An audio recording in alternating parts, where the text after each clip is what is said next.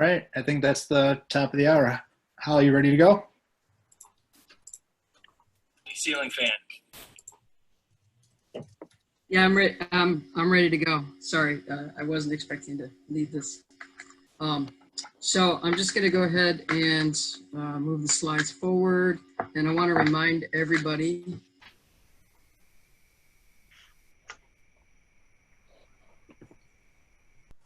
Sorry, that just automatically jumped. Just want to remind everybody that this is how we want to conduct ourselves during this time. I won't go through everything because I know you've already seen it a few times. And then just a reminder, we have notes for the session. So I'll put, or actually Matt will put into the chat the link for the place where you can add notes. And so if you're putting something in chat and you think other people would want to see it again, just know we will put the chat, we'll save the chat and put that in the folder. We'll save the recording and put that in the folder, but it will really help if you put things directly in the notes as well. And then if something's going on that you think other people should join in, hashtag ModSci2020 or at AMTA Teachers would be a great thing to do. And so I think, if it's okay with you, Colleen, I think you're going to be up first because you're the next slide. Unless you don't want to be up first, we can on somebody else. I don't have to be. Does anyone else want to? That's in the group. So we have 3 people who are have volunteered, or maybe were voluntold, I'm not sure, to share their ideas about, you know, low-tech ways of getting kids involved when you are not in session in classrooms together. And so if one of you wants to start off, just speak up. So, well, I have my mic undone, so that's fine. You. I'll get it done and over with. So hi, everyone. My name is Colleen Epler-Ruths. I teach physics. I've been a modeler since, maybe 2010 or 11. This move to the virtual world was quite the shock, but I felt like there were some things we could do. So when this happened to me, I was working on the sound. I was just beginning the simple harmonic motion labs because I was working with my AP students, and the sound. So I was able to incorporate a couple of low-tech things for the students to do that worked out really, really well. So I'm just going to share 2 of them, and I'm sure that all of you will have all sorts of similar ideas. I don't claim to carry any sort of expertise other than, you know, I've been doing this once or twice. So at the beginning of the Simple Harmonic Lab, there is the time where they actually they're supposed to do a spring lab where the spring jumps up and down. And my Physics 1 students had not yet done that lab. So that was kind of where I started with, and I started with a Dixie cup, and I had them suspended just on I took a rubber band or a twisty, what is this called? Paperclip, thanks. A paperclip and a rubber band. And they had to find, like I said, you have to find really a long rubber band. And then go get a whole bunch of coins that they could use as their standards. So we already had the culture of doing labs, and we talked about things where, you know, we had that culture established, which is going to be a real trick, I know, for the fall. And I've heard a lot of conversation about how are we ever going to do that and build those sort of communities. But regardless, they went out and did it, and were able to generate a pretty straight line graph, as long as I told them, because I told them about elastic limit, and you're going to get a point where the rubber band isn't going to stretch any longer, so you've sort of reached that. And then we also had that conversation about Hookean behavior of the rubber band. So we were able to get a pretty decent graph using things that were from their home. So when I say it was low tech, I mean, we still used the graphing in the Google Documents or Google Sheets, and we still presented in class online that way, but they were able to do the labs with their you know, with the things that they had at home. When we ran into trouble, though, is when we tried to use it for the period of the spring lab. So, you know, let it vibrate and try to get that simple harmonic motion. That did not work well. So then that's when I jumped to a FET lab that had the springs, but they already had the real life experience with that. So that was the one thing that I did with students. And then the next one was sort of on the next slide is the other one. And so at the end of the simple harmonic lab, there was the challenge. And I heard someone else say this today, so I think it's a fairly simple thing to do. The challenge, I think, that is in the modeling curriculum is to do it with a spring. But at the beginning of the year, we had used a pendulum. And since the pendulum and the spring have very similar formulas, I felt very comfortable to say, okay, here's what I want you to do. And I gave each student a different period length, and they by now they knew the pendulum formula and the spring formula. I said, okay, use the pendulum formula, calculate the length, and then they had to make a pendulum with whatever they had at their house. So I had kids, and they sent me videos then. So kids sent me videos with a necklace. Someone had a string and a stone. It's funny, you know, someone had a dad holding something, and it was going back and forth. And so then, you know, we found that physics indeed does work, and it was a good time. So I think going forward, as this is probably likely going, that's the end of my two things. As this is likely going forward, it would be really good to build a community of teachers to sort of think about how can we do a lot of the modeling labs. Maybe make a spreadsheet. I don't know, Matt or Holly, if you guys are doing that, maybe make a spreadsheet and think about some of the labs and how we could low tech them if we needed to. So that's my 2 cents. I want to just throw something in there that I think one thing that Colleen mentioned that I found also, because I gave them the pendulum to do, we were talking about that in another session, is how many brothers, sisters, parents, grandparents were involved in the experiment. And that was really cool because that doesn't happen when they're in your classroom. So that was kind of a hidden bonus to that experience. Thanks. I'm so psyched.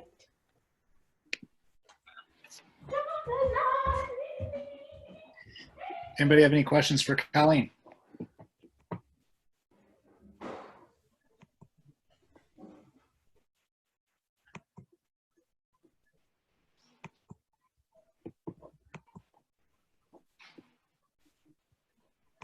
All right, Lynn, I think you're up.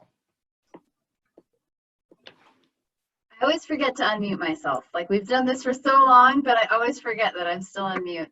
So my name is Lynn Jorgensen. I am the only physics teacher at Gilbert High School here in Gilbert, Arizona. I work with modelers in my my PLC groups. I work with Jim Archambault over at Highland High School. He's been my mentor, and so we work a lot with them. I've been modeling for a couple years. I was fortunate when I did my student teaching a long time ago. My student teacher, my mentor teacher had just actually finished one of the first rounds of the ASU program. And so that's how I learned to do this and to work with it. And I think a lot of us kind of felt like we all got thrown under the bus, and this has been a steep learning curve. So I'm going to share my screen with you guys. Again, like Colleen, I finished with AP ready to start simple harmonic motion. And I didn't have a lot of good untech options for those. We relied very heavily on technology on there, and we did a lot of stuff with that. AP2, I do optics in the beginning of the year with AP2 because that's what I like to. So we had to do magnetism and induction online, which is a horrible nightmare. But we were able to get that done and do that. And so that left me with regular to really have fun. Our district really did a no fault grading system. And so I wanted to make sure my kids were engaged, that they were doing something, and that these were things that they could do, knowing full well that most of my high school kids, my juniors and seniors, were babysitting siblings. So that everything I did for them was something they could involve the rest of their family in. So what I'm going to share with you guys is a presentation I did with, let's share this, with another group. It's a really long slide presentation. Pick and choose what you want from it. You can look at it later on your own. I'm just going to do a couple of things on here. But this is more of an augmented approach where I had my students doing activities and labs at home with at-home things. They made their own observations, just like in the typical thing we've done before. What can you measure? What is measurable? What can you change? Those kinds of things. And they made rough sketches and diagrams. They would email me observations. They would take pictures and email them to me so that I had a better sense of how we were going to direct our class synchronous discussions from there. And then we discussed their observations, and everything we did built up to the next activity. So the first thing we did was shadow formation, flashlight, ruler, and an object. And so we used Paddington Bear. Paddington Bear is kind of like one of our class mascots. He comes along with me to everything because everybody has something, a Lego figure, a Paddington, and a flashlight, and work through there. And really what we had them do, I gave them this slide to begin with saying, here's my expectation. You're going to have a light source, you're going to have an object, you're going to have shadows. And then I gave them a little bit of instruction on, we want you to measure the heights and the shadow heights and compare the distances together. And then we built the lesson from there. And then we had a class discussion. A lot of you will recognize this one from some of the modeling. We went through the class discussion, and then there was application. So they did the activity on their own first, and then we had the class discussion together, and then I gave them applications where they had some worksheets and some practicing from there. Pinhole cameras are a huge favorite, and everybody can do this. I have lots of pictures from students on those, but they also haven't built them before. So we built pinhole cameras and then talked about pinhole cameras and how they went through. Again, every single one of these I gave them an observation expectation. They have to have that. I need to give them, in class, it's a little easier to direct it, but when they're doing it on their own, they need a little bit of more expectation. Like, here's what I gave them of, you need to draw what you saw as you saw it over on the other side. And then what do you think has happened? What's going on here? One of our favorite activities is the plane mirror lab. We typically do this in class with M&Ms, but I specifically picked this one because everybody has a mirror in their house. None of these labs are things that they needed to buy stuff for. And I had some students, we went through it. These are two of my student observations. Somebody put a binder up next to their bathroom mirror, and Lego men work really great for online mirror labs. And if you were to trace their lines back, hey, that line hits the Lego dude. And if you were to trace this line hits the Lego dude. I had another student, mirror wasn't really easily accessible, so he used the side of his computer, which is highly reflective. Legos were very popular among my physics students because they're star small. But again, if you trace the lines back, they hit exactly where they're supposed to. So those are some of the ones we did. I'm going to stop sharing that one because you can go through and see how we built from a lab with a small 5-minute class discussion on that. They went home and did the activity, and then we had a discussion the next time. So I met with my students twice a week online, and that gave them stuff to do at home and online. These super, super expensive, really expensive little Elite laser flashlights, they're $1.50 on Amazon. You can buy them in big packs. You can have students do laser activities with things. They're not expensive. Hot Wheels. All of your kids' old toys, Hot Wheels make for great ramp activities and are actually fairly low friction on the tracks. There's lots of toys that they have sitting around their house that they can turn into labs if we need them to do labs on there. And then, yes, for some of the more complicated ones, we relied on PhET, on the physics classroom, on some of the other ones, because it's really hard to get good data on a laser ray diagram with this. So we did actually have them make Jello. Some of them actually used Jello. Jello is great, by the way, for index of refraction. It's super cheap, and Jello is fantastic. But there are things they can do. And so it's a lot of how to be creative with toys that are pretty much going to be around their house is the big part of this fun tech. Okay, so questions, comments, concerns. The slideshow is up, so you can go through and see how we built an entire unit off of stuff and integrated it and threw in as much of the modeling stuff that we usually do on there. I love optics. I end my year with optics because it's fun. So I cut some of the other. Castle is awesome, but I can't teach it for 6 weeks. I start losing it at that point. So I make sure to leave myself a couple weeks for optics. What did you do with kids who didn't have some of the stuff at home? Well, everyone has a flashlight, because if you don't have an actual physical flashlight at home, there's a flashlight on here. There are things that I can guarantee 90% of my students did have at home. everyone has a toilet, which means everyone has toilet paper. So everyone's going to have a toilet paper roll. Not everyone has wax paper. And so I actually told them I didn't. My wax paper was at school and I couldn't get to school at the time. Cereal bag liner. That plastic liner in the cereal bag or snack cracker bags, 2 layers of that works great as in lieu of wax paper. But all of the activities we did were things that almost everyone has at home. Everyone has a mirror, a flat plain mirror. Not everyone has lenses. And so those were the ones we went back to FET on and some of the others because I can't guarantee that they have those. But yeah, everyone has a flashlight at home. Everyone has a stuffed animal. Here's Paddington Bear. He's at my desk right now. He makes sure I stay on task. They have something. My kids really like using Legos. That's what they use. If they didn't have the materials, then I did give them a simulation to be able to work with instead. That was a good question of what do you do if. So most of the time, 90% of the time they have those materials. I specifically picked materials that they should have at home. Not everyone has glasses, however, and so that's a little harder to work with. And so that's where we would rely more on the tech to be able to make up for those ones. Any others?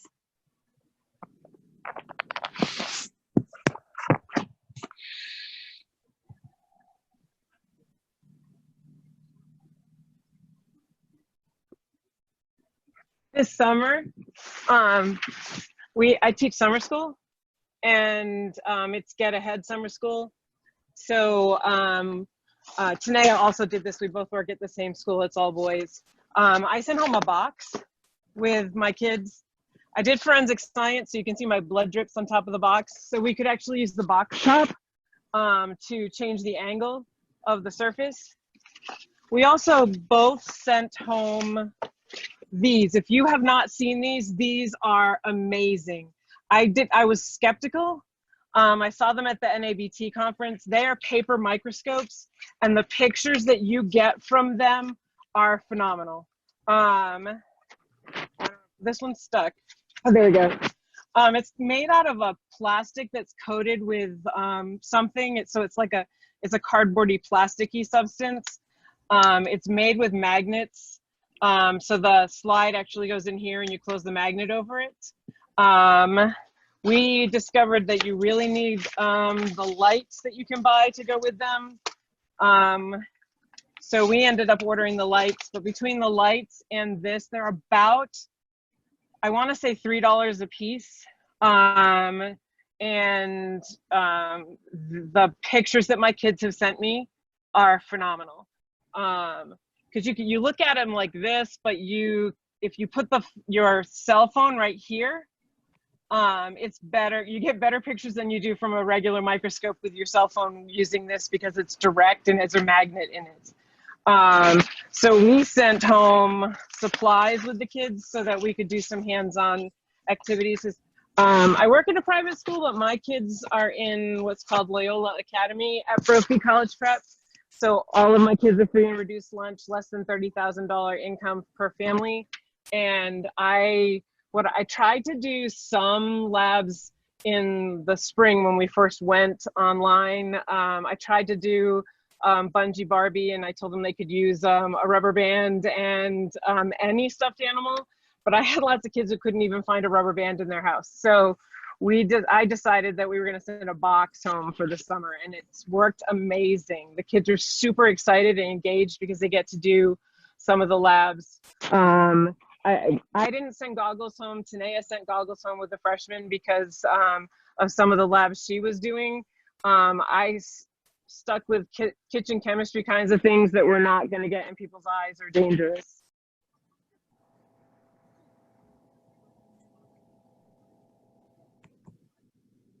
Great, thanks, Renee.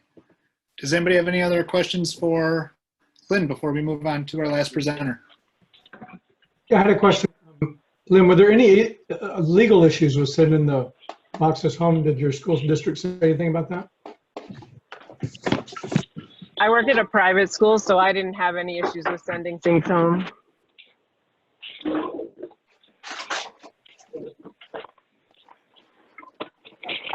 Lynn, did you have any issues? No, my students uploaded stuff where they could, and since it was all to, they either emailed them to me directly or they uploaded them to me as a message in Google Classroom. So everything stayed private on there. And I picked the couple, like the 2 images I'm sharing with on the slides are ones where you don't see my students. So there's no legality on there. So it's, again, being careful. If you know that you're going to be sharing stuff as a class, make sure the students know that you're going to be creating a shared document, and anything, everybody can see what they've got. You have to be very clear and explicit with that for students with legality. Otherwise, just tell them, make sure you don't have your face in the picture, and take a picture of your setup like you would for a lab write-up, and it's all fine if you work on that.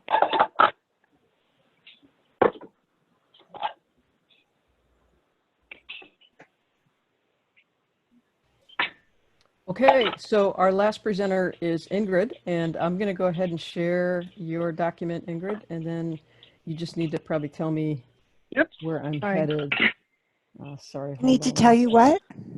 Just give me a second to get it up, and then Okay. if there's something that you want me to move forward, just let me know. Okay. So, wow, all of a sudden we got a zillion things in here. Here we go. I got it. And here it comes. Thank you for your patience. You're on, Ingrid. All right. So I am a retired professor from the Department of Biology at Penn, and I have done a fair amount of curriculum development with various colleagues.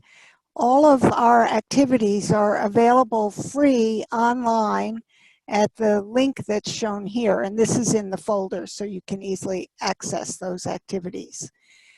I've also been working with Ray Hawansky and Larry Dukerich on developing a NGSS modeling biology capstone curriculum, and that's available on the AMTA website. And today, I'm just going to briefly describe 2 activities that can be done at home that are hands-on. There are lots of other activities that are using like videos of phenomena and so on. But in the meantime, let's move to the next page for the introduction to osmosis.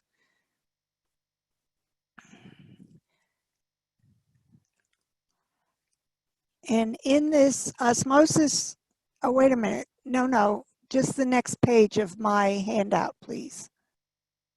Let's go back to the document.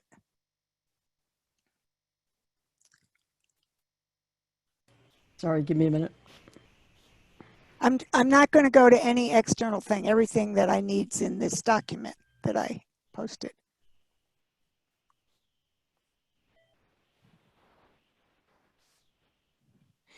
In this activity, students are introduced to osmosis by looking at what happens to eggs when you put them in different kinds of liquids. And the first liquid is vinegar, which dissolves the shell. And on the first day, they put the eggs just in the vinegar. And so to measure the change in the size of the egg, they can either use a measuring tape or a kitchen scale or a postal scale, or if they don't have any of those, I'm hoping they have a piece of string that they can use to wrap around the egg and then put the length of the string on a ruler to get the circumference in centimeters. So if you could scroll up a little bit, please. And so they record the circumference on the first day and put them in the vinegar, and then on day 2, they look at the eggs, see that most of the shell has dissolved, and measure the circumference or the weight again. after taking the egg out of the water, the vinegar, obviously. And then if you can scroll to the next page, please. They're asked a bunch of questions at each stage to think about what's happening. So initial hypothesis about what could have been causing the change in the egg's weight or size. And then they put one of the eggs in water and the other egg in corn syrup. Now, I'm aware that many students will not have corn syrup in their home, and it's pretty cheap to buy in the grocery store, but I'm going to see if by dissolving enough sugar in water or salt in water, we can get the same effect.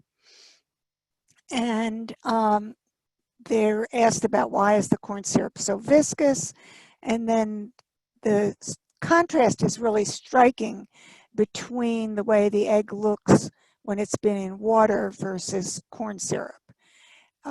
So they get an idea that something is happening to change the size and appearance of these eggs. Sometimes they can see a layer of water on top of the corn syrup, and that gives them another way of kind of getting the idea that the water is being sucked out of the egg in the corn syrup. And so then we have a series of questions to interpret all of these observations. And if we can go to the next page, please.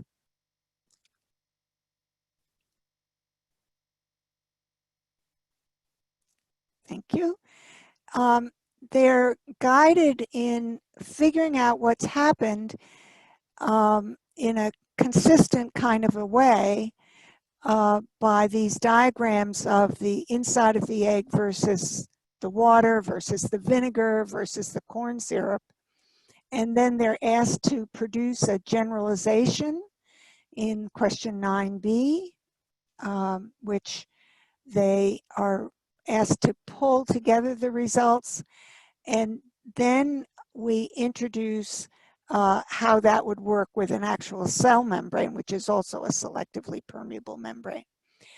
And there are more pages in the actual original student handout that would allow people to see, the students to understand osmosis. The next activity that is one that can easily be done at home is this food webs activity. And we introduce it with actual article or film rather about trophic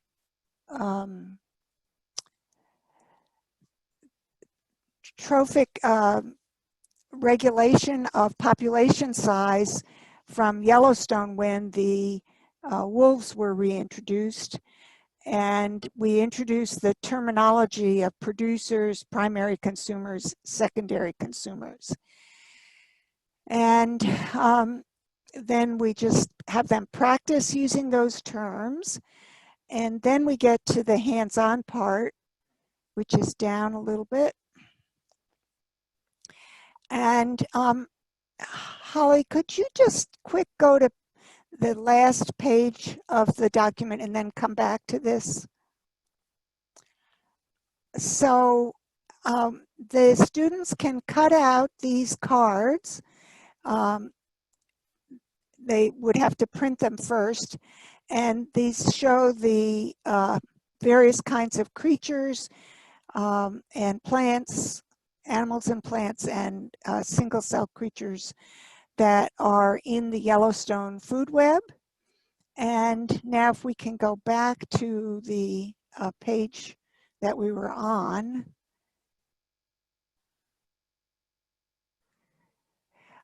So the students are asked to lay out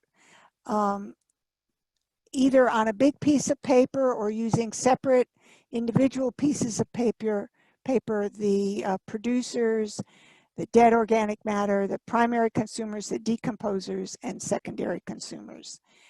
And then they're given step-by-step instructions to create the food web, and then questions about the food web.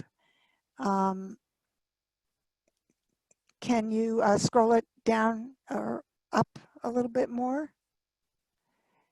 The spacing somehow got off when I uploaded the document, but there's a trophic cascade which they're supposed to analyze, but I think it's too messed up to see it. It's kind of behind the beetle. So I'm sorry about that, but in the original, you can use it just fine. So those are two ideas of activities, biology learning activities you can do at home. So I'm happy to answer any questions or entertain any suggestions that other people have. And I'll just mention that that document, again, is in the folder.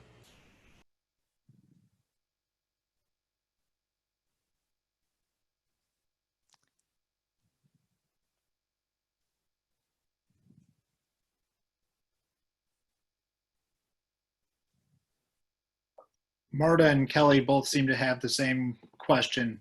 Do one of you want to say it so that it's recorded?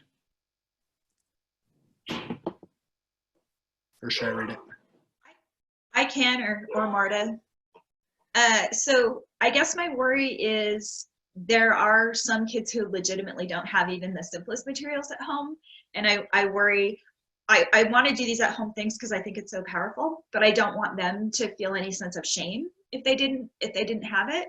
So I'm just wondering the best way to coordinate that. Is it that we say, okay, you three share phone numbers, and amongst the three of you, hopefully you can get an idea of how to do this activity, and someone at home will have some vinegar?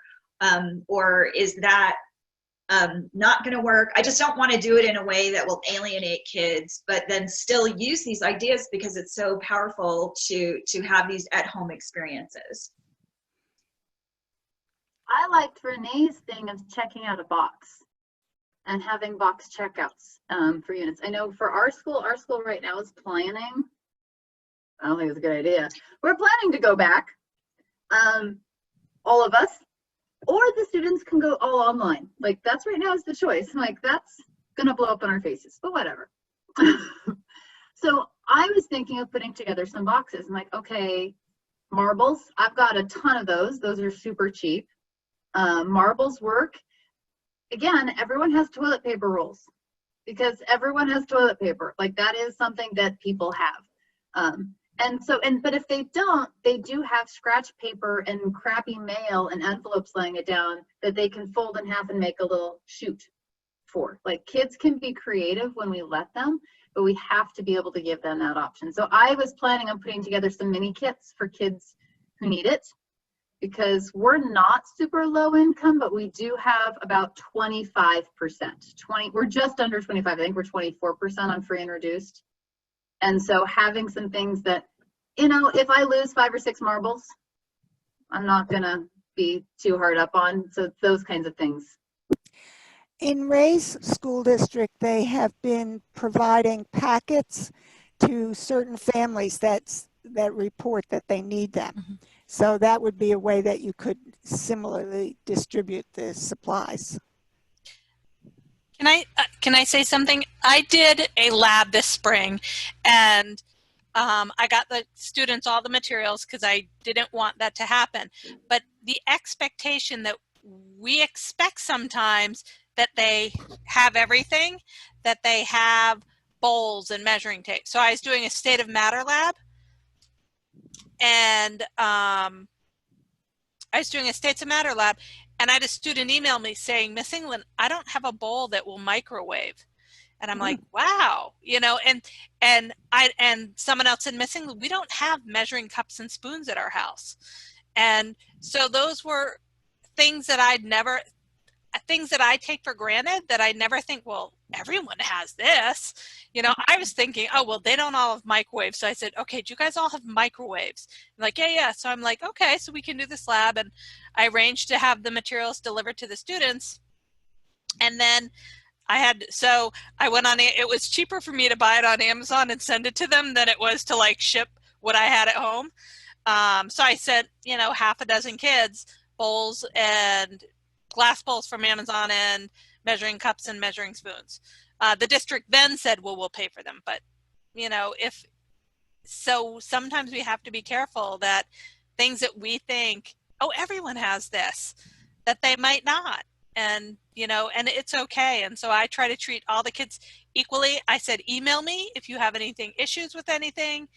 And they're pretty good about, I have a really good relationship with my students, but they were pretty good about being honest to say, we don't have this. I was doing fingerprinting because I decided to do forensic science with my kids for the summer.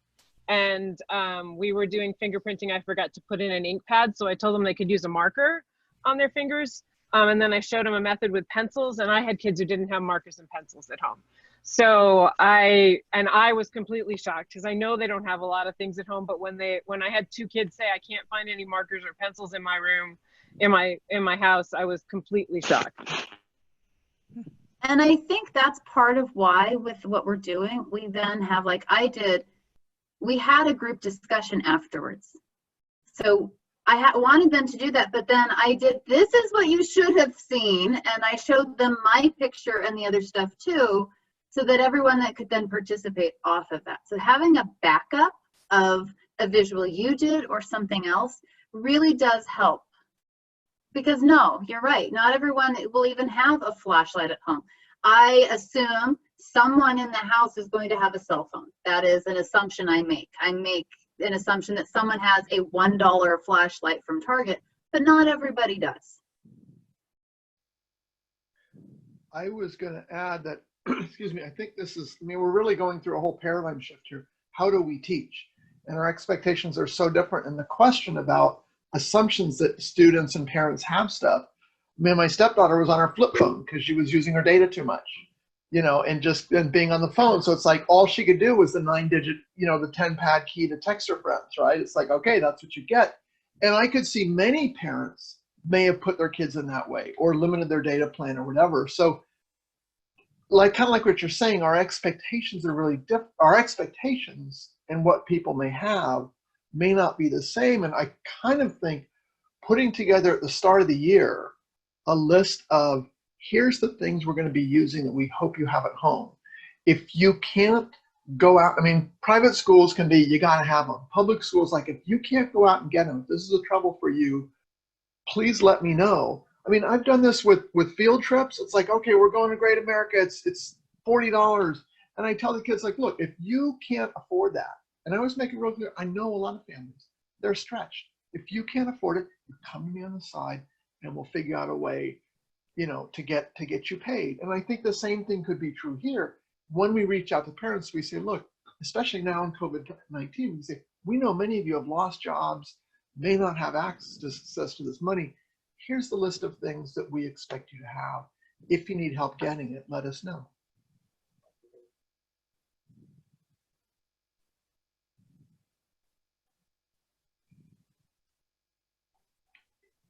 Yeah, Dan even pointed out homeless students, right? Yeah.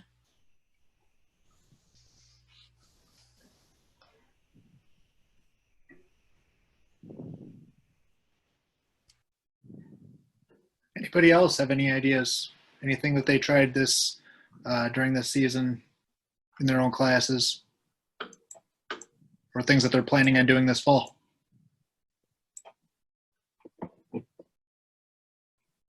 I don't know if anyone has been to the Untech Lab at Home interest page, but there are so many good ideas for physics. But the chemistry and the biology people haven't added much yet, so I don't know if you're here, but that's just a really good, I'm getting great ideas just from looking at other people's ideas with regards to labs and equipment that we could send home that won't cost a lot. So if you haven't been there, maybe I can post it in the chat. I was thinking about just like as this conversation's going on, I've been thinking about also changing it up in that while I teach physics, I care more about scientific literacy and having the kids understand just how science is reported, because it's usually reported poorly. But also like, how can you go about and do that stuff on your own? So I was thinking about more about really refocusing my class so that they're learning about how science is done through physics, but having the end of the year, instead of doing a final, of like making it a project where they have to undertake some scientific exploration on their own that is it is agnostic as far as whatever field of science you do it in. You want to continue with something we've done in physics, go do that. Or a field that isn't physics, go ahead and do that. You want to do something that's chemistry related or biology related, go and do that. And it kind of sort of opening things up. Because I was thinking about some of my colleagues when we went to remote just said, screw the curriculum. And they threw it out the window and they said to their students, this is a history class. What do you want to learn about? And they made the rest of the year about building the process of like, how do you study something historically? How do you go out and find that information? How do you synthesize that information and put it together? And I was thinking like, that would be a really interesting way to build a science class. You know, for me with physics, and I think data analysis is a really important thing. So I might require them to be able to take data and analyze data, but there's so many different ways you can do that. So I'm just thinking about how can I do all of this stuff and sort of couch it to prepare them to do their own science. So just kind of throwing that idea out there. Dan, I built on your idea a little. This spring, I had them read a nonfiction book, the students. So they had to choose any nonfiction book and they'd spend 10 minutes a day and they tracked the thing. And then they had to write it was near the end. So they had to write I can't think of the word. Not a review, but like a marketing campaign for their book, and based on what they had read. And most of the kids read great books. They first were complaining that it was true books, and I said, and they have to have a science twist to them. So I had a bunch of lab people who did Lab Girl and some other ones, but it was a way, because we don't get them to read science as much. Like I don't use the textbook as much as I probably did 2 years ago. So they're not reading science that we need to survive. You know, that if they're going to go to college and be in a science program, they're going to need to know how to read in-depth science things and pull what they need out of it.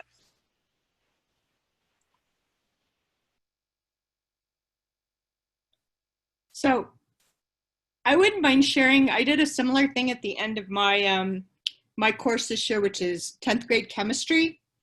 And I gave them a menu with links and all the 4 topical choices. And they had to do a digital presentation of what they learned at the end. This was our last 2 weeks of school. And I was really pleased. A lot of kids participated, but they had an option to do a hands-on experiment at home, but they did not have to. So I gave them like 6 resources and said, you must do any 2 of these in your topic, and then you have to find one on your own. So it was good. And I gave them topics like explosive chemistry, coronavirus and soap, toxicology, and can't think of the other one. So 4 completely different chemistry topics that we didn't get to cover, really. And it was really good. So if you make that at-home lesson a choice, you know, in some sort of matrix, then some kids did it. Some kids did the at-home experiment with the soap and filmed it or whatever. But other kids just watched videos or simulated lab or did something else. So you can give them a choice of what to do in an inquiry-based kind of learning program.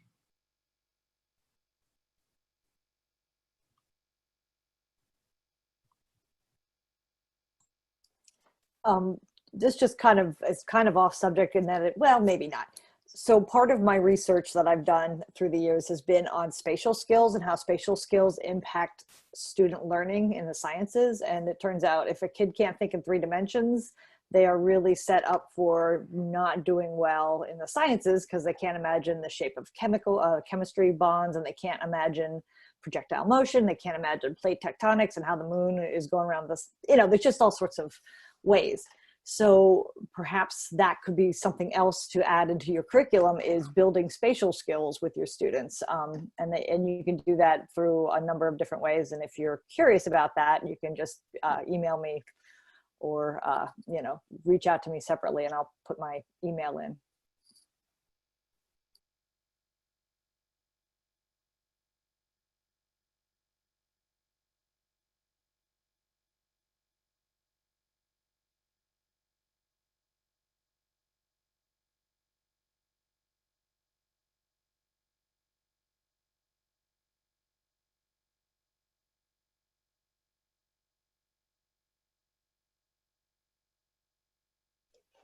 Has anybody had any luck with assessments?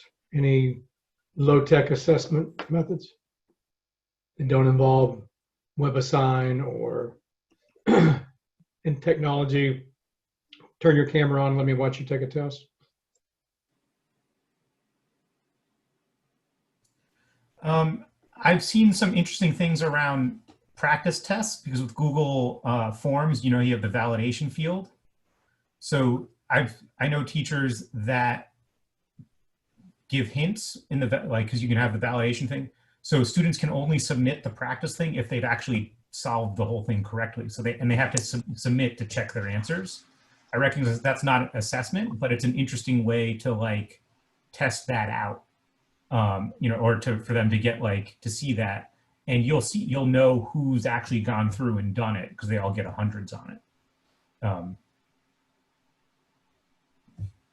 So what we did for our assessments was giving them basically a test to grade with various errors or student errors in the assessment, and they had to point out the errors that were made, provide the correct answers, with an analysis of what the person did wrong or where the misconceptions could occur. And that really showed a deep understanding of the material.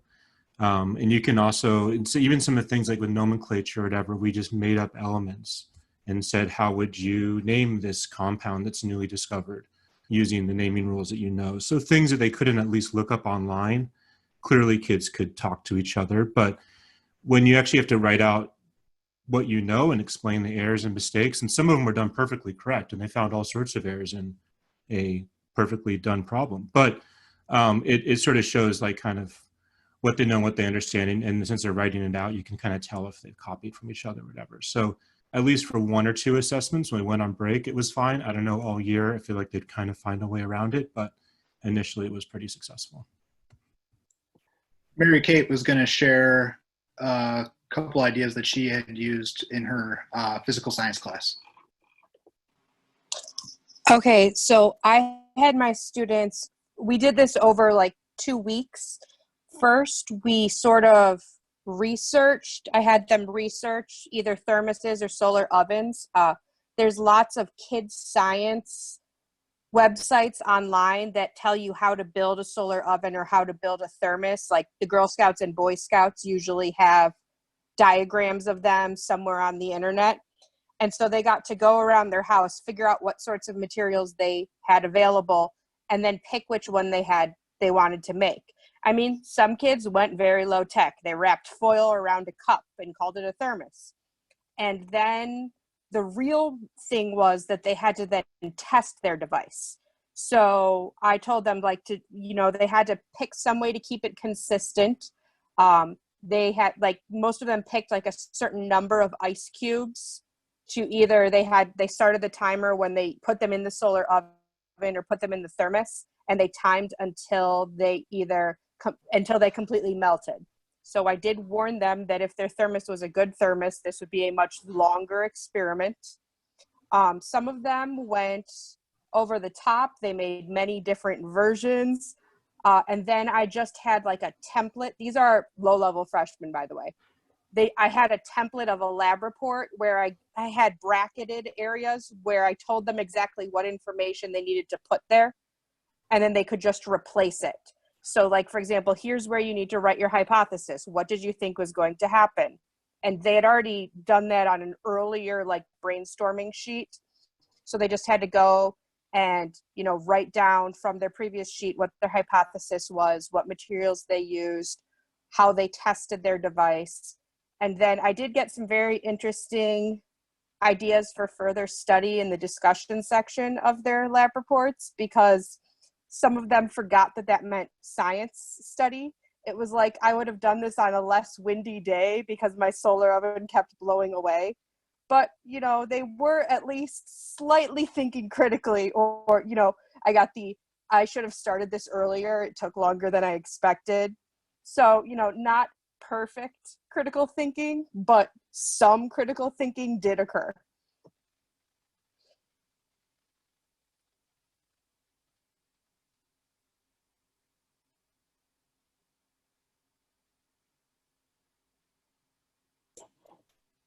John, do you want to explain the teammates that you posted to the chat?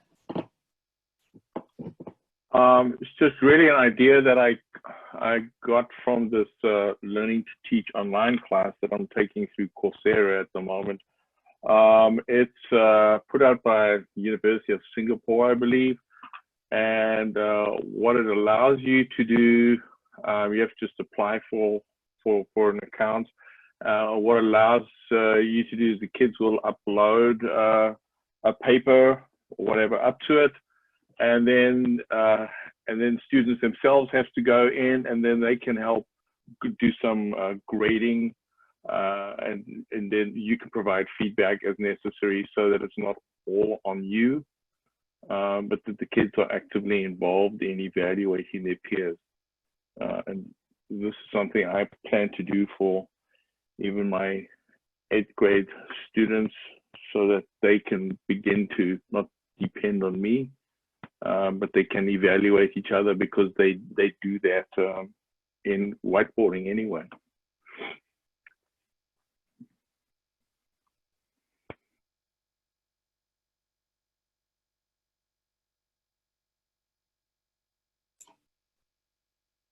Great. We got a few more minutes left if anybody else has any ideas to share.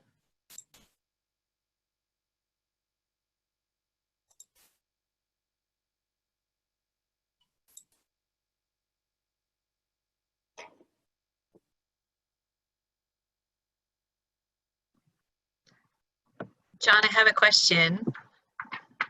In the one you just shared, the teammates, Yes.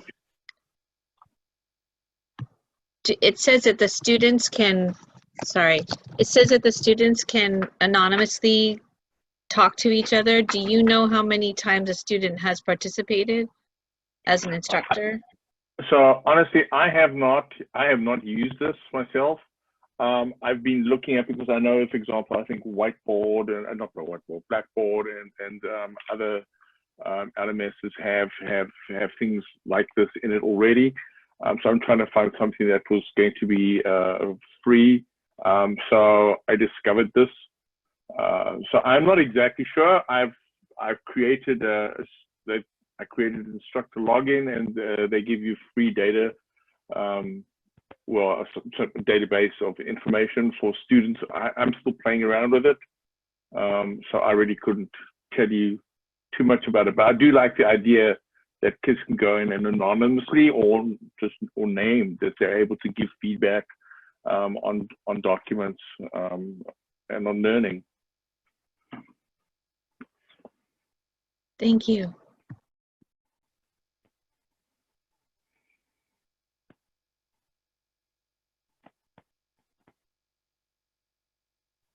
Can I just jump in? Yeah, go ahead, David. So piggybacking on a comment somebody brought up earlier on use of the quiz function in Google Classroom. Of course, this is only for people that are using Google Classroom and have that available to them. But I really had really good success using that various feedback options. And so I structured a lot of activities that had a series of questions that were set up as quiz questions that told the kids whether or not they had the right answer. And then you don't even really need to grade those because the kids find out whether they had the right answer as they're going. And then the part that I would grade would just be a last question or two. It was a constructed response question. And you find out very quickly as they have to begin to share their thinking that way, whether or not they really understood what they were doing or not, much better than you would find out from actually looking at their scores on the multiple choice questions and the feedback that they got. Okay. David, I did something similar in that, and I only did it once, I had visions of doing it a lot, is that if they got the answer right, they went for one question. If they got the answer wrong, they went for another question. And it drilled down, and I did it in as a Google quiz under Google Forms. Cool. And it was a great way to like redirect them. And if they got to a certain point where they could then answer the question, they'd get redirected back to one question. And at some point there was talk to Miss England. You know, if they kept on getting it wrong, they'd have to talk to me, and then they were kind of done with the test. Okay, cool. But it was not easy to do. No, I didn't even know it had that capability actually. So Yeah. Thank you. Just want to note that the quiz feature, even if you're not using Google Classroom, you can turn it on in Google Forms. So it's a feature for Google Forms where you can just kick that on, and there are different settings. And so there are settings that you can allow kids to take it multiple times. There are settings that will automatically score it and email to the students. There are settings where it won't do that automatically, and you can manually go through and like check things. So you can have it open and nobody will get get what they got, and then you can close it and then email everything out. So one thing I would point out about that too is if you have free response questions that you have to grade and multiple choice, the kids so you definitely don't want to let them see their score until you've graded it, because otherwise they go, why did I get 3 out of 8 when 5 points I haven't even graded yet? I know we're almost out of time, but I wonder if Paul would share a little bit about the Rutgers University materials he talked about in the chat.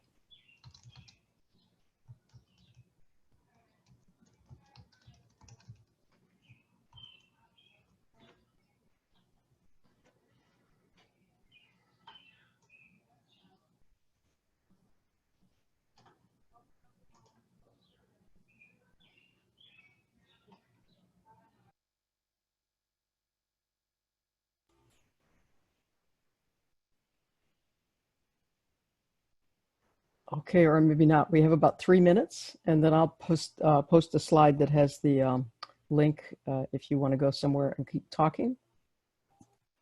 Holly, I could talk a little bit about the IELTS physics. They actually have a high school version that's called Physics Union Mathematics, and it has levels up through AP.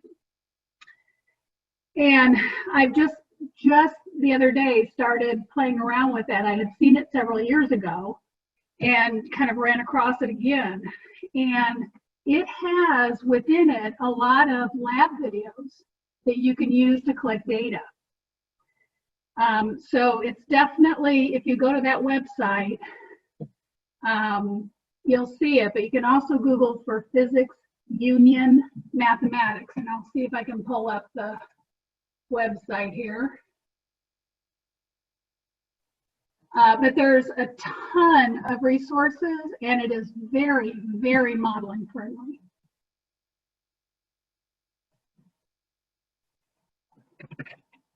Nope, that's the wrong one.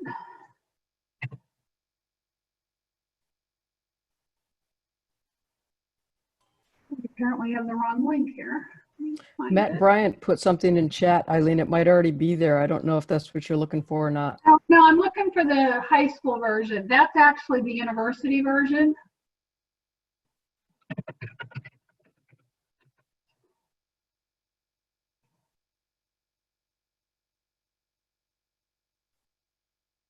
And there it is.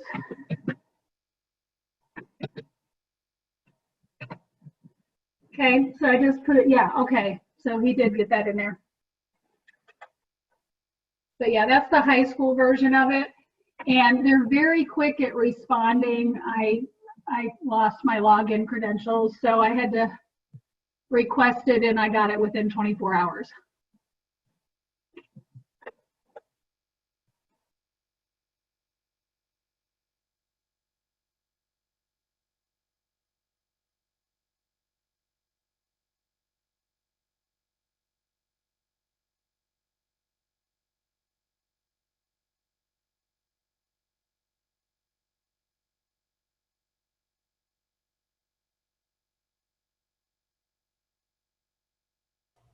Sorry, it's tough to unmute and all that when I'm sharing. It is 6 o'clock, and so we will be closing, and you have about 15 minutes before the step up session begins.